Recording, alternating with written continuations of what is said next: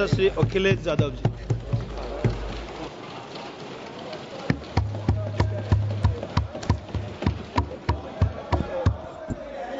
Please please. कोई बात नहीं, कोई बात नहीं। अरे नहीं, आदरणीय सभापति महोदय, मैं आपका बहुत धन्यवाद देना चाहता हूं कि बहुत ही महत्वपूर्ण और देश के लिए और बड़ी आबादी के लिए भारतीय जनता पार्टी की सरकार में एक और बिल आया है, क्योंकि मेरे से पूर्व में जो हमारे साथी बोले हैं वो माननीय सदस्य हमारे साथ नहीं, लेकिन मैं उनके बहुत सारी बातों से सहमत हूं।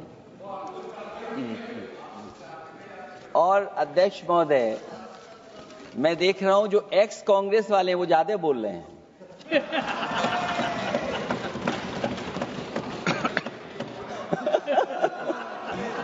आदरणीय अध्यक्ष महोदय,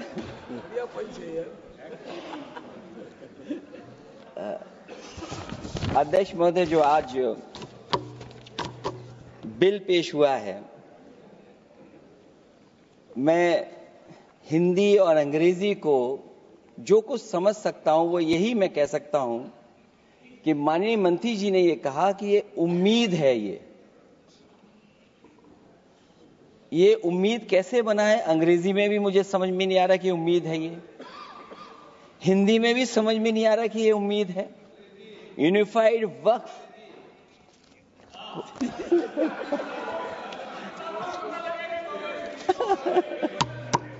अध्यक्ष महोदय, यूनिफाइड वक्फ मैनेजमेंट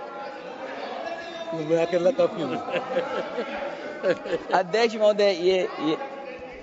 महोदय,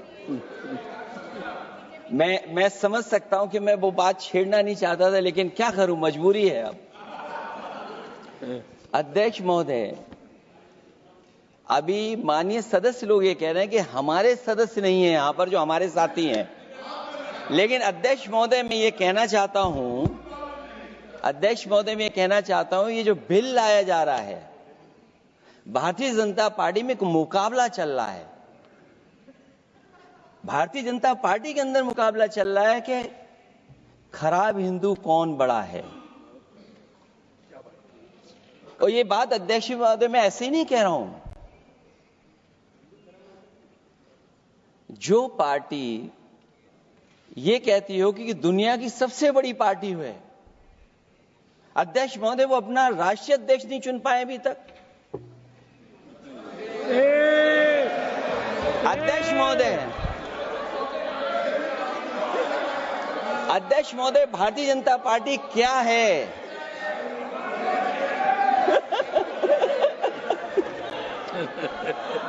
जी, मैं अखिलेश जी ने बहुत हंसते हंसते कहा है, इसको हंसते हंसते जवाब देना। इस सामने जितनी पार्टियां हैं उनका राष्ट्रीय अध्यक्ष उन 5 लोगों को ही चुनना है परिवार के। हमें माननीय अध्यक्ष जी करोड़ों सदस्यों में से 12-13 करोड़ सदस्य प्रक्रिया कर चुनना है तो देर लगती है, आपके यहां जरा भी देर नहीं लगेगी। मैं कह देता हूं अभी 25 साल तक आप अध्यक्ष हो जाओ, नहीं बदल सकता। अध्यक्ष महोदय, क्योंकि जो बात निकल के आई है वो मैं फिर आगे बढ़ा दूं। अध्यक्ष महोदय, जो बात सोशल मीडिया या और जगह गुपचुप हो रही है, कहीं ऐसा तो नहीं था कि अभी कुछ दिन पहले यात्रा जो हुई है वो कहीं 75 वर्ष की एक्सटेंशन वाली यात्रा तो नहीं थी। अध्यक्ष महोदय, ये जो इस बार जो वक्फ बिल आया है, नाकामी का पर्दा इस बार है वक्फ बिल। और नाकामी कोई एक आध नहीं है, मैं कई नाकामियां बता सकता हूं। अभी मैं माननीय सदस्यों को सुन रहा था, वो पुराने कई बिल उनके बारे में चर्चा कर रहे थे कि कितने प्रोग्रेसिव बिल लेकर के आए हैं। मुझे याद है मैं उत्तर प्रदेश में उस समय था और मुझे लगा कि शायद इनकी वो बात ठीक होगी। एक ये बहुत तैयारी के साथ फैसला लेकर के आए थे और फैसला ये लिया था आधी रात के आज के बाद नोट नहीं चलेंगे, नोट बंद हो जाएंगे। अध्यक्ष महोदय, उस नोटबंदी नाकामी के बारे में भी तो चर्चा हो जाए कि अभी भी न जाने कितनी जगह पर कितना रुपया निकला जा रहा है, कितना निकल करके आ रहा है। केवल नाकामी नोटबंदी की नहीं, नाकामी बेरोजगारी की भी है, नाकामी महंगाई की भी है, नाकामी किसान की आय दोगुनी नहीं कर पाए वो भी इनकी नाकामी है। मुझे याद है एक माननीय मंत्री जी पूरे देश की नदियों के बारे में बीओडी बता रहे थे, लेकिन माननीय मंत्री जी ये भूल गए कि उनके शहर में, उनके क्षेत्र की जो नदी है उसकी बीओडी क्या है।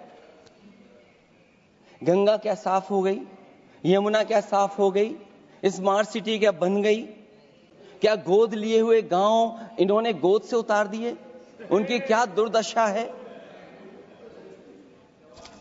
इसलिए मैं कहना चाहता हूं, ये नाकामी का पर्दा इस बार वक्फ बिल बना है। और सबसे बड़ी बात तो यह है कि जिसके लिए फैसला होना है उसकी बात को अहमियत न देना भी नाइंसाफी है। अध्यक्ष महोदय, नाकामी केवल यहां तक नहीं है। और भारतीय जनता पार्टी क्या है, मैं केवल एक पुरानी घटना याद करता हूं। एक बार फैजाबाद अयोध्या में एक कार्यक्रम था, उसमें बड़ी तैयारी की गई थी और तैयारी के साथ कलाकार मुंबई से बुलाए गए थे। हो सकता है वो सहमति दिल्ली से ना रही हो, केवल लखनऊ की सहमति से हो रहा हो कार्यक्रम। और जब कार्यक्रम की पूरी तैयारी हो गई, भगवान श्री राम बनकर के कोई आ गया, लक्ष्मण बनकर के कोई आ गया, मां सीता भी बनकर के कोई आ गया, हनुमान जी और भगवान हनुमान भी बनकर के कोई आ गया। लेकिन जब लखनऊ से वो हेलीकॉप्टर उड़ा और अयोध्या पहुंचा तो सब लोग थे, लेकिन उसमें हनुमान नहीं थे। अध्यक्ष महोदय, मैं भारतीय जनता पार्टी के लोगों से कहूंगा कि जानकारी करिए कि आखिरकार भगवान श्री राम थे, लक्ष्मण थे, सीता थी, लेकिन हनुमान क्यों नहीं थे? हनुमान इसलिए नहीं थे, शायद उनकी जात या धर्म कुछ और था। अध्यक्ष महोदय, ये देश मिली जुली संस्कृति से चला है। कुछ हमने सीखा, कुछ उन्होंने सिखाया। और जो लोग ये कहते हैं कि हम सबको बराबरी का हक देते हैं, अभी कुछ दिन पहले ईद निकली है। अध्यक्ष महोदय, वो परंपरा रही है, न केवल मैं जाता हूं बल्कि कोई दल का नेता ऐसा नहीं न जाता हो उस कार्यक्रम में शामिल होने। भारतीय जनता पार्टी के जो मुख्यमंत्री, उप मुख्यमंत्री, वो भी जाते हैं, उप मुख्यमंत्री, सभी धर्मों के नेता आते हैं। लेकिन पता नहीं इस बार क्या साजिश थी, षड्यंत्र था कि वहां पर कुछ पाबंदी लगी हुई थी। अगर किसी कारण पाबंदी लगी हुई थी तो बात समझ में आती है, लेकिन जब जानकारी हुई है, किसी को नहीं पता था कि पाबंदी क्यों लगी है कि आप नहीं जा सकते वहां पर कार्यक्रम में शामिल होने। क्या यही भारत है, यही संविधान हमें रास्ता दिखाता है? अध्यक्ष महोदय, मंत्री जी बताएं हमें, वो खुद भी माइनॉरिटी हैं, भगवान बुद्ध के रास्ते पे चलते हैं। भगवान बुद्ध का रास्ता दूसरा है। हम आपको अपना मानते हैं तब भी जब आप हमारे बहुत सारे ग्रंथों को नहीं मानते, तब भी हम आपको अपना मानते हैं। आप हमारे पुराणों को नहीं मानते हैं, आप हमारे उपनिषदों को नहीं मानते हैं, लेकिन सोचिए, हम हिंदू वो लोग हैं जो आपको स्वीकार करते हैं और गले लगा करके चलते हैं। अब मैं दूसरे धर्म पे नहीं जाऊंगा, कोई नाराज हो सकता है। मैं दूसरे धर्म के बारे में नहीं जा सकता, मैं केवल यही बताता हूं। और मैं उत्तर प्रदेश में, अध्यक्ष जी, जहां से आता हूं, मैं अपमान नहीं कर रहा हूं, मैं सच बोल रहा हूं। और ये बिहार के चुनाव में जो आप कह रहे हैं कि महिलाओं को 2 मेंबर बना दिया, इस बार मैं भी देखूंगा आगे भारतीय जनता पार्टी कितनी महिला लोगों को टिकट देंगे वहां पर।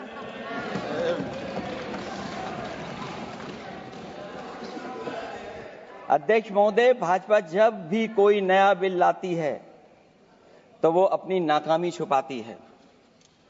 भाजपा वाले मुसलमान भाइयों की वक्फ की जमीन चिन्हित करने की बात कर रहे हैं, जिससे महाकुंभ में जो हिंदू मारे गए हैं या खो गए हैं उनको चिन्हित करने की बात पर पर्दा पड़ जाए। अध्यक्ष महोदय, मुझे खुशी इस बात की कि हमारा धर्म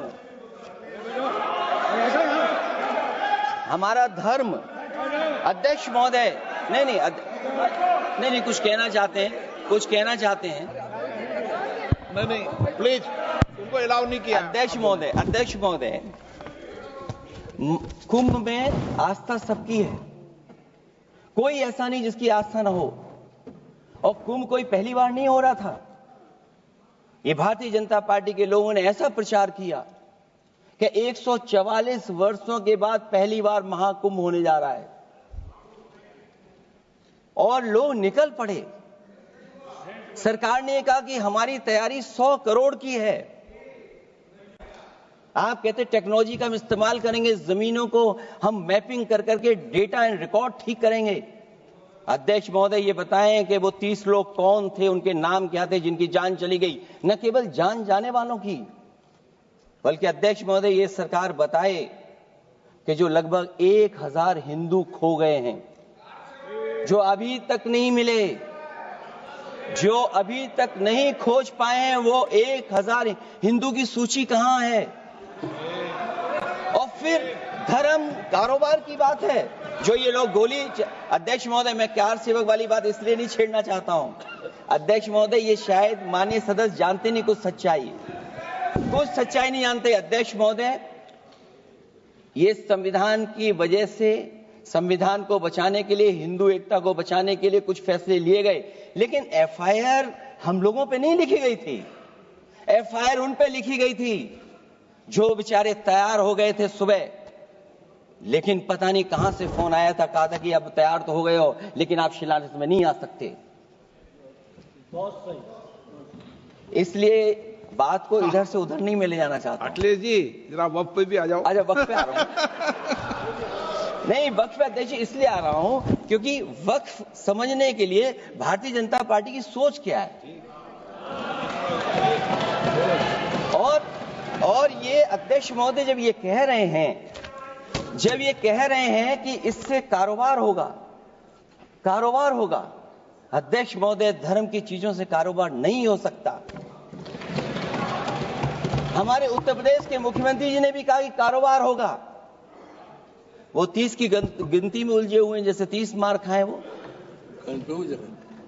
उनसे पूछा कि जान कितनी गई, वो 30। उनसे पूछा कि कारोबार कितने का होगा, 30 गुणा 10,000 करोड़।